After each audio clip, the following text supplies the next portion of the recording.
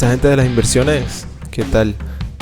Ok, vamos hoy con la segunda parte, el volumen 2 de lo que es los niveles y la psicología del precio. Este va a ser simplemente la continuación del video anterior, porque el otro no quería hacerlo tan largo, porque iba a ser un video como de 30-40 minutos y iba a ser muy largo y no estaba para eso, la verdad. Así que nada, vamos a entrar en materia. Ok, cuando alguien empieza a estudiar el análisis técnico, suele pensar que las líneas en un gráfico son una especie de predicción, que dibujar una línea de tendencia significa saber hacia dónde va el mercado, pero la realidad es exactamente la contraria. Una línea de tendencia no predice el mercado, se ha dicho mil veces, aquí se va a seguir diciendo. Esta más bien te obliga a ser honesto con lo que pasa en él. Una línea bien trazada no intenta anticipar lo que el precio hará mañana, lo que hace es mostrarte lo que el mercado ha estado haciendo hasta ahora. Te muestra dónde el precio ha reaccionado, dónde ha respetado los niveles y dónde ha cambiado su comportamiento.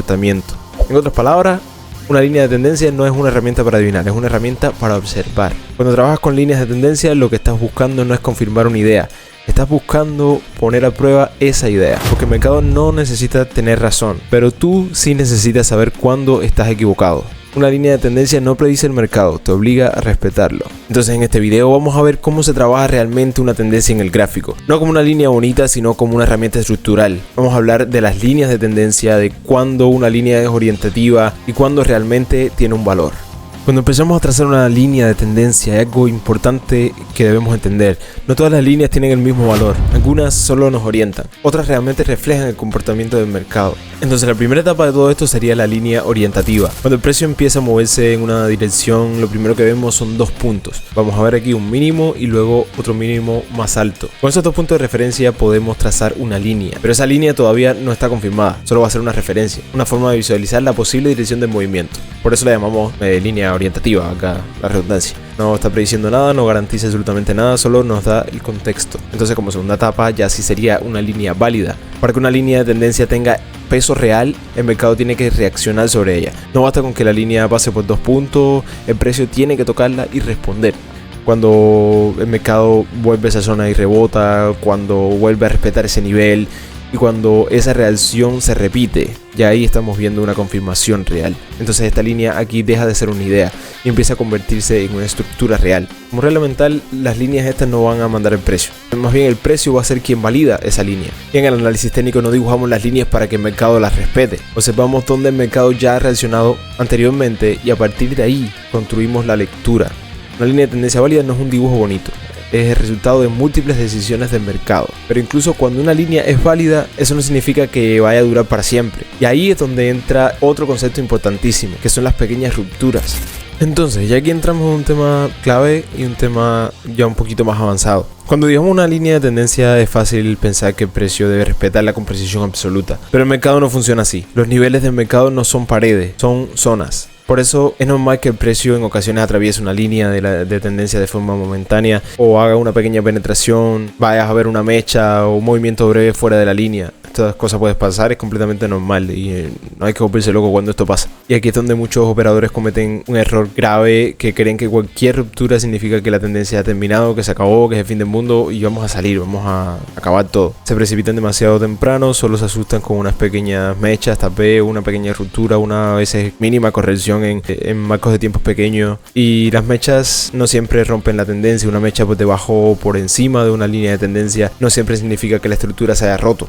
En muchos casos el mercado simplemente está probando ese nivel, está midiendo la liquidez que hay, la liquidez real que existe en estos lugares. En la economía y en los mercados financieros aparece la palabra liquidez muchísimo, seguramente has escuchado esa palabrita muchísimas veces, pero dependiendo del contexto puede referirse a dos ideas muy relacionadas. La primera es la más básica, es la más usada por todos y es a lo que casi siempre se refieren cuando alguien habla de liquidez. Más bien esta liquidez se refiere a qué tan fácil es convertir un activo en dinero, eso es la liquidez. Por ejemplo, el efectivo lógicamente tiene una liquidez total. Una acción de una gran empresa también suele ser muy líquida porque es muy fácil de convertir en dinero, es muy fácil de vender. Puedes venderlo prácticamente en segundos. Pero en cambio, otros activos como, no sé, una casa, una obra de arte o incluso algunos negocios pueden tardar mucho más en venderse. Son menos líquidos, tienen menos liquidez. Entonces ahí está ese significado de que tienen menos liquidez. Pero en los mercados financieros la palabra liquidez también tiene otro significado. Porque aquí no solo hablamos de qué tan fácil es vender algo, hablamos de dónde están las órdenes del mercado, dónde está la liquidez. Son zonas donde hay muchas compras, hay muchos stop loss, en las zonas donde la gente tiene los stop definidos. No sé lo que es un stop, vamos a verlo un poco más adelante. También hay muchas zonas donde la gente empieza a tomar las ganancias. En esos niveles el mercado encuentra esa liquidez y por eso el precio suele reaccionar ahí, en esa zona. Vaya, en pocas palabras, en economía la liquidez habla de qué tan rápido algo se convierte en dinero. Estoy hablando en los temas económicos. Económicamente la liquidez, recuerda lo que siempre va a ser qué tan fácil es convertir un activo en dinero, en términos de economía básica. Ya entonces, entrando en los gráficos del mercado de la bolsa de valores, esta liquidez habla de dónde se concentran las decisiones del mercado. A eso es lo que se refiere con esta liquidez. Y bueno, seguimos entonces, como dijimos anteriormente, aquí el mercado está midiendo esa liquidez, está buscando las órdenes, está viendo si hay suficiente presión para seguir avanzando, para continuar. Si después de esa penetración el precio vuelve rápidamente al interior de la tendencia, lo que vimos no fue una ruptura, fue solo una simple prueba del nivel, fue una especie de prueba de esa resistencia. Entonces, para que una ruptura tenga un verdadero significado, un verdadero peso, no basta con que el precio toque o tal vez rompa un poco esa línea. Hay tres cosas que importan mucho más. Primero va a ser el cierre. Un cierre claro por fuera de la línea de tendencia tiene mucho más peso que una simple mecha, porque el cierre representa el consenso del periodo, o en otras palabras, el cierre va a mostrar dónde terminó realmente la pelea entre compradores y vendedores. Como segundo tenemos la continuidad. Después de la ruptura el precio debería continuar en esa dirección. Si rompe la línea pero vuelve inmediatamente dentro, probablemente no era una ruptura real, simplemente estaba haciendo un retest, estaba retesteando esa zona. Y entonces, como tercera parte, tenemos el contexto. También importa muchísimo el contexto del mercado, lo que está pasando anteriormente, qué ha pasado previamente. Eso es tipo una serie, tienes que ver los capítulos anteriores para entender qué rayo está pasando ahora mismo. Entonces, no es lo mismo una ruptura después de una tendencia fuerte que una ruptura en un mercado que ya está debilitado, que ya se encuentra débil, porque más bien las rupturas pequeñas van a probar la línea, las rupturas reales invalidan completo la idea, invalidan esa línea. Entender esta diferencia es súper fundamental, es súper importante, porque el mercado está lleno de movimientos que parecen cambios de tendencia. Hay pequeños movimientos falsos, incluso hay pequeños movimientos que pueden durar días o quién sabe, tal vez semanas, y simplemente está haciendo un retesteo, cosas que pasan así y se echan buen rato en ese vaivén y muchos empiezan a coger miedo y salen completamente, y simplemente siguió, después no pasó absolutamente nada, solamente estaba retesteando lugares. Cuando el mercado realmente cambia su comportamiento, lo que cambia no es solo una línea, cambia el ritmo completo de la tendencia. Ok, algunos analistas también utilizan un criterio para evaluar si una ruptura es realmente significativa. Uno de los más conocidos es el llamado criterio del 3%. Según esta idea, para considerar que una tendencia o un nivel ha sido realmente penetrado, aproximadamente un 3% por encima o por debajo de ese nivel. Si el movimiento es menor a eso, muchas veces puede tratarse simplemente de simple ruido, de una prueba de nivel o una falsa ruptura, tal vez. En cambio, cuando el precio se aleja del nivel con una distancia más clara y además mantiene ese movimiento, la probabilidad de que estemos ante una ruptura real aumenta cada vez más. Pero también una aclaración importante. Este porcentaje no es una ley del mercado, simplemente una referencia histórica que algunos analistas utilizan para filtrar movimientos pequeños. Porque, ¿qué pasa? Que una pequeña penetración puede ser solo ruido, y una ruptura con distancia y continuidad, ya ahí sí empieza a cambiar la estructura completa de lo que ya hemos estado observando anteriormente. Ok, seguimos entonces en el siguiente bloque, capítulo, no sé, llámalo como tú quieras. Vamos a hablar de lo que son los ajustes de la línea de tendencia. Rara vez se explica cuando se habla de líneas de tendencia. Muy pocas personas explican esto, no sé por qué, la verdad. Y es que las tendencias no siempre se mantienen en el mismo ritmo. El mercado puede avanzar durante un tiempo con una pendiente clarísima y después empezar a moverse de forma distinta. A veces va más lento, a veces empieza a ir un poco más rápido. Entonces, cuando eso ocurre, la línea de la que estamos hablando, de la que ya habíamos trazado inicialmente, puede dejar de representar el comportamiento real de ese precio. Y aquí es donde aparece un error muy común. Muchos operadores creen que si una línea deja de encajar perfectamente con ese precio, entonces la línea estaba mal, o siempre estuvo mal, o que lo hicieron mal. Y no.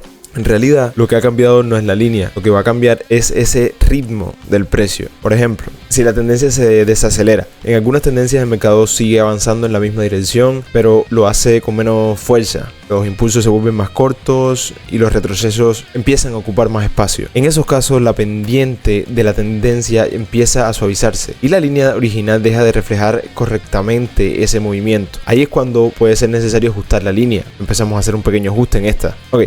Y entonces, como un caso 2, también tenemos cuando el mercado se acelera, porque otras veces ocurre exactamente lo contrario que vimos en el ejemplo anterior. El precio simplemente empieza a moverse con más fuerza, los impulsos se vuelven cada vez más verticales y más agresivos y el mercado rompe por encima de la línea original. Pero romper una línea por aceleración no siempre significa que la tendencia haya terminado. A veces significa que el mercado simplemente está entrando en una fase, como dijimos anteriormente, más agresiva. En ese caso, lo correcto no es ignorar el movimiento, por supuesto, sino más bien hacer el ajuste a la lectura de lo que está pasando actualmente actualmente. Ajustar una línea de tendencia no es fallar, es aceptar la nueva información que nos están dando. Porque los gráficos no son una fotografía, son más bien procesos. Y cada nuevo movimiento de precio nos da datos que pueden cambiar la forma en la que estamos interpretando la tendencia. Por eso los operadores más experimentados no se aferran a un dibujo, más bien se adaptan al comportamiento de todo el mercado. Retrocesos porcentuales. Una de las preguntas más importantes cuando el mercado corrige siempre va a ser ¿hasta dónde puede retroceder el precio sin que la tendencia se rompa? Porque toda tendencia tiene impulsos, pero tiene también retrocesos. A muchos no les gustan, pero los va a tener siempre, es normal. Entonces cuando el mercado sube, no lo hace en línea recta, como hemos estado diciendo siempre, va a avanzar, llega un momento en el que se va a detener y después retrocede, corrige y después intenta continuar nuevamente. Por eso muchos analistas observan cuánto del movimiento anterior se ha corregido, no en puntos exactos, sino en proporciones del movimiento. En la práctica hay tres niveles que el mercado suele observar con frecuencia: un retroceso cercano al 33% del movimiento, uno al 50% y otro al 60%. Estos niveles no son mágicos, una vez más, no son leyes matemáticas, pero aparecen una y otra vez en los gráficos. Estos niveles no funcionan por matemática, funcionan más bien porque el mercado los observa, el mercado los vive también. Cuando muchos participantes están mirando zonas similares, es más probable que el precio reaccione ahí. En una tendencia sana es común que el mercado retroceda una parte del movimiento, pero no todo el movimiento que hizo anteriormente. Porque si el precio devuelve demasiado, la estructura de la tendencia empieza a debilitarse, algo está pasando ahí ya. Porque un retroceso es normal, pero la profundidad del retroceso dice mucho sobre la salud de la tendencia. Más adelante vamos a ver una herramienta que utiliza estas proporciones con mayor precisión, una herramienta muy conocida en el análisis técnico. Vamos a empezar después, más adelante, a ver lo que son los retrocesos de Fibonacci. Pero por ahora lo importante es entender la idea básica, ¿ok? Que el mercado no solo avanza, también respira, y medir esas pausas nos ayuda a entender si la tendencia sigue viva o está debilitándose. O sea, nos ayuda a ver cómo se encuentra la salud de la tendencia en el momento en que estamos analizándola. Y entramos en los temitas que empiezan a gustarle a ustedes, los canales de la tendencia. Hasta ahora hemos hablado de una sola línea de tendencia, la que conecta los mínimos en una tendencia alcista o los máximos en una tendencia bajista. Pero en realidad el precio no se mueve alrededor de una sola línea, se mueve dentro de un espacio. Ese espacio es lo que llamamos un canal de tendencia. Entonces, ¿qué cosa es un canal? Un canal se forma cuando tomamos la línea de tendencia principal, como por ejemplo en esta parte de aquí vemos esta línea principal, y entonces de aquí proyectamos una línea paralela en el lado opuesto del movimiento. En una tendencia alcista, la línea inferior suele actuar como una zona de apoyo, mientras que la línea superior marca la zona donde el precio tiende a frenarse o retroceder. A esta la vamos a llamar resistencia. En una tendencia bajista ocurre lo contrario. Aquí, como estamos viendo, trazamos las mismas líneas como lo hicimos anteriormente, pero entonces la línea superior va a actuar otra vez como una resistencia y la línea inferior suele marcar esos impulsos hacia abajo. Esta va a ser el apoyo. El canal no cierra al precio, muestra sus límites normales. Podemos observar algo muy útil, el ritmo de movimiento. Entonces, ¿para qué sirve este? Primero, nos va a ayudar a medir el comportamiento del precio. También nos muestra hasta dónde suelen llegar esos impulsos y hasta dónde suelen llegar los retrocesos. También, como segundo, tenemos que nos permite detectar algo muy importante. Vamos a ver todos esos excesos del mercado. O sea, un ejemplo, cuando el precio empieza a salir del canal con fuerza, ahí puede estar indicando una aceleración o puede estar mostrando un movimiento exagerado que luego necesita corregirse, cosa que pasa muchísimo. Por eso los canales no se usan para encerrar el precio, se usan para entender cómo se está comportando en el momento en el que estás. Una tendencia no solo tiene una dirección, también tiene amplitud. Y el canal es lo que nos permite ver esta amplitud y qué es lo que está haciendo cómo se está moviendo y cómo se está comportando en ese momento. Ok, vamos en este siguiente bloque a hablar de otras herramientas estructurales muy útiles y muy importantes en todo este tema del análisis financiero. Hasta ahora hemos visto algunas de las herramientas más utilizadas para entender la estructura de una tendencia, pero el análisis técnico no termina ahí, va mucho más allá. Existen otras herramientas que ayudan a interpretar cómo se mueve el precio. Algunas son muy simples y otras requieren más experiencia para entenderlas con más precisión. Hoy vamos a hablar de lo que son las líneas de velocidad. Este va a ser el ejemplo de uno de los ejemplos de hoy, porque existen estas llamadas líneas de velocidad, que son una herramienta clásica del análisis técnico que intenta medir qué tan rápido está avanzando una tendencia. No se centran únicamente en la dirección del precio, sino en la velocidad con la que se mueve esa tendencia. Cuando el mercado acelera o pierde impulso, estas líneas ayudan a visualizar ese cambio de fuerza. Entonces, ¿cómo se construyen? Para construirla, primero debemos identificar un movimiento claro del mercado. Normalmente vamos a tomar un mínimo importante y el máximo que se alcanza después de una tendencia alcista. Recordemos que todos estos temas de mínimos y máximos en las tendencias lo vimos en videos anteriores, te lo voy a dejar por aquí en caso de que no lo hayas visto. Si estás viendo sin ver los otros y no tienes conocimiento sobre todos estos temas, no tienes una base sólida profundidad sobre esto, te aconsejo 100% que lo veas antes de entrar en todo esto, y entonces te va a resultar mucho más fácil entender todo este contenido. Entonces nos quedamos en cómo se construía. Para construirla primero debemos identificar un movimiento claro del mercado. Normalmente se toma, como dijimos, este mínimo, y entonces buscamos el máximo que alcanza después. Y bueno, ya ese movimiento completo representa la distancia total del avance del precio. A partir de ahí se divide ese movimiento en partes.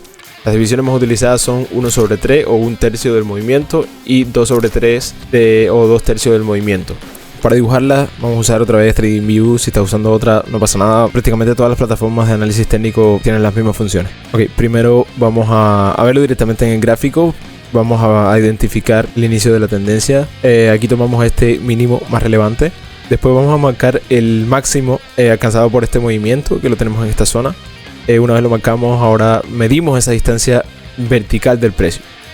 Vamos ahora a dividir ese movimiento en 3 partes iguales, las que mencionamos anteriormente. Para dividirlo de una forma especial y detallada, vamos a marcar los niveles del 33% y el 66% del movimiento. Entonces, para buscar estos niveles de 33% y el 66% hay una fórmula clásica que se usa para hacerle el cálculo, y entonces ese cálculo te va a dar un estimado aproximado bastante cercano a ese 66% y 33% del movimiento, los cuales van a ser útiles para tú saber marcar esas distancias, que van a ser la misma distancia desde el 0% del movimiento hasta el 33% del movimiento. Va a ser la misma distancia que de 33 al 66 y de 66 al 100. Por supuesto no va a ser una distancia exacta, pero sí van a ser bastante parecidas. Esos son los términos que usamos para dividirla. Vamos a ver este paso a paso de forma sencilla, y al final vamos a usar otro truco mucho más fácil, pero bueno, de todas maneras me gusta explicar todo para no crear dogmas y entiendas cómo funciona realmente todo esto y de dónde se sacan esas cosas, no es ahí al azar. Entonces, regresando al paso a paso, una vez más de forma sencilla, vamos a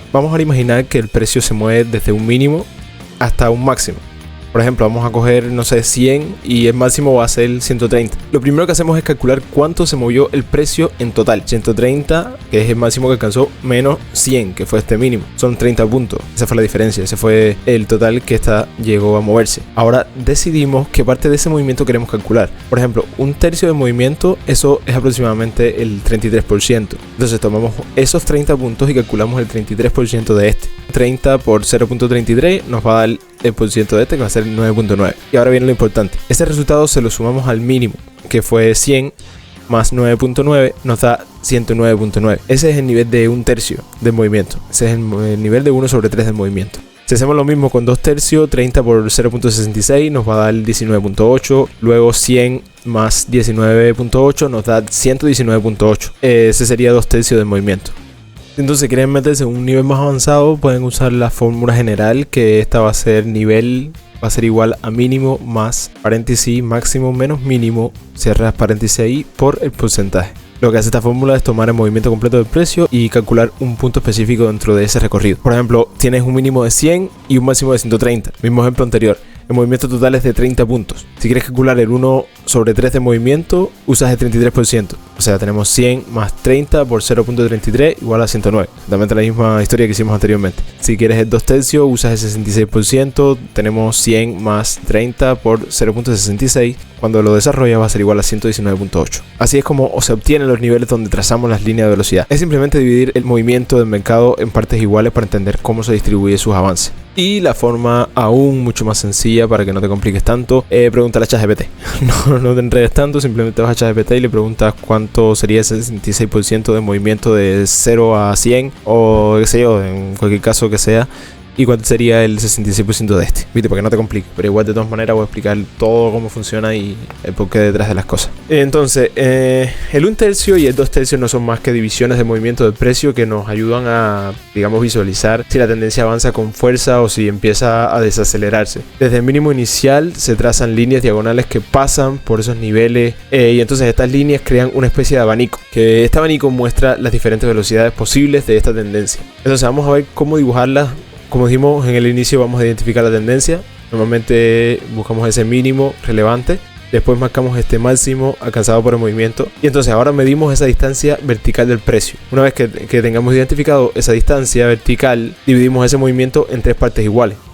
Marcamos ahora el nivel del 33% y del 66% del movimiento. Desde ese mínimo inicial trazamos las líneas que pasen por esos niveles. De esta forma aquí ahora obtenemos las líneas de velocidad de 1/3 y de 2/3.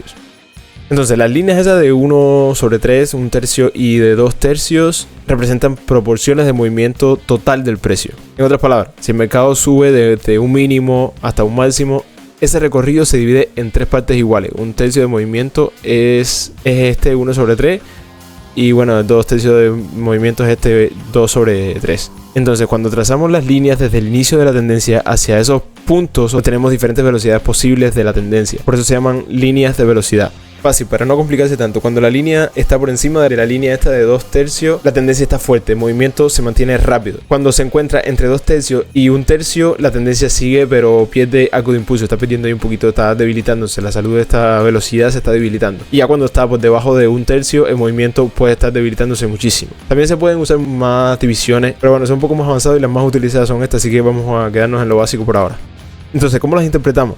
Fácilmente, sencillamente. Estas líneas funcionan como zonas dinámicas, donde el precio puede reaccionar. Si el precio se mantiene por encima de las líneas de 2/3, la tendencia suele considerarse muy fuerte, como dijimos anteriormente. Entonces, si el precio cae hacia la línea de 1/3, significa que la velocidad de la tendencia está disminuyendo.